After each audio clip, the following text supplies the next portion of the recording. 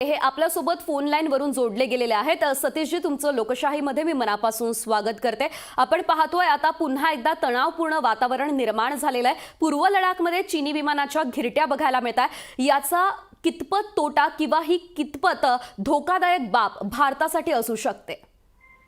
नक्कीच सेजल, जर आपण त्या ठिकाणी काही आठवड्यापूर्वी झालेल्या घटना जर लक्षात घेतल्या असतील तर तुम्ही पाहिलं असेल की काही आठवड्यांपूर्वी सुद्धा अशाच प्रकारे चीन जे आहे LACच्या आसपास त्यांची जी आहे टेहळणी करणारी विमानं त्या ठिकाणी लाडली होती। मुळात जर आंतरराष्ट्रीय नियम आपण पाहिले तर लाईन ऑफ ऍक्च्युअल कंट्रोलच्या दोन्ही बाजूला 10 किलोमीटर अंतरापर्यंत ना चीननं ना भारतानं अशा प्रकारचा अग्रेसिव्ह स्टान्स घेणं त्या ठिकाणी जे आहे प्रतिबंधित त्या ठिकाणी ठरतं। पण असं असताना सुद्धा वेळोवेळी चीन जर अशा प्रतिबंधित क्षेत्रामध्ये सुद्धा जर त्याची टेहळणी करणारी त्याचबरोबर लढाऊ विमानं जर पाठवत असेल तर यातून स्पष्टपणे चीन जो आहे एक प्रकारे आक्रमकतेची भूमिका घेताना आपल्याला दिसतोय।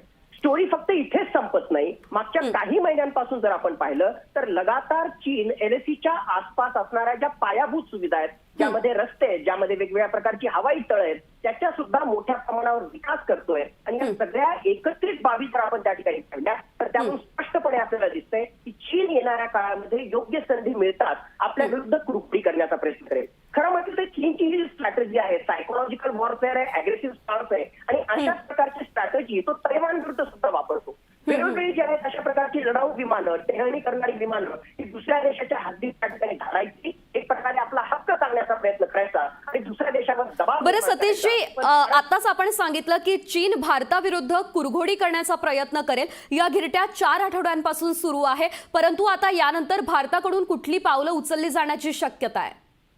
माझ्या मते तैवान विरुद्ध ज्या प्रकारे आक्रमक भूमिका घेऊन तैवानला दाबण्याचा प्रयत्न चीन करतो तशा प्रकारची रणनीती भारताविरुद्ध चालणार नाही। कारण चीननं असा प्रयत्न केला तर लगेच त्याला आपण प्रत्युत्तर दिलेलं आहे। आणि आपल्या बातमीमध्ये सुद्धा आपण जसं दाखवत आहे की ते सुखोई असो, मिराज असो किंवा लिटरली आपल्याकडे असणारा बाहुबली राफेल ती सुद्धा पाठवण्याची तयारी आपल्याकडे त्या ठिकाणी आहे। त्यामुळे चीननं अशा प्रकारचा दबाव टाकण्याची त्याची रणनीती जी आहे आपल्या विरुद्ध सक्सेसफुल होणार नाही। जशाच तसं उत्तर देण्यासाठी भारतीय लष्कर, भारतीय वायुदल हे सुद्धा सक्षम आहे, हे मात्र तेवढंच खरं। बरं सतीशजी, परंतु यांना रोखण्यासाठी आत्ताच पावलं उचलणं फार महत्त्वाचे आहे। 4 आठवडे झालेले आहेत जेव्हापासून या घिरट्या सुरू आहेत। पुढे चीन आणखी आक्रमक होईल ही शक्यता देखील तितकीच नाकारता येणारी नाहीये। नक्कीच, म्हणजे चीन तर आक्रमक भूमिका त्या ठिकाणी घेणारच आहे, पण माझ्या मते फक्त विमानं प्रतिबंधित क्षेत्रात उडवली इथपर्यंत न पाहता चीनचा जर मुकाबला करायचा असेल तर ज्याला आपण म्हणतो कॉम्प्रिहेन्सिव्ह स्ट्रॅटेजी, लष्कराच्या अनुषंगाने जशाच तसं तर उत्तर आपण त्या ठिकाणी देणारच आहोत, पण इकॉनॉमिकली सुद्धा असेल, डिप्लोमॅटिकली सुद्धा असेल, आर्थिक दृष्ट्या, आंतरराष्ट्रीय दृष्ट्या चीनवर कशा प्रकारे दबाव निर्माण करता येईल आणि त्याच्या सोबतीला सामरिक तयारी तर आपली पूर्णपणे आहे, ती याच्या जोडीला कशी असेल, अशा प्रकारचा कॉम्प्रिहेन्सिव्ह विचार भारताला नक्कीच करावा लागणार आहे आणि भारत त्यासाठी सक्षम आहे। निश्चितच धन्यवाद सतीशजी, तुम्ही आमच्यासोबत जोडले गेलात आणि बातचीत केली त्याबद्दल। भारत सक्षम आहे, चीनला सडेतोड उत्तर भारत देणार असंच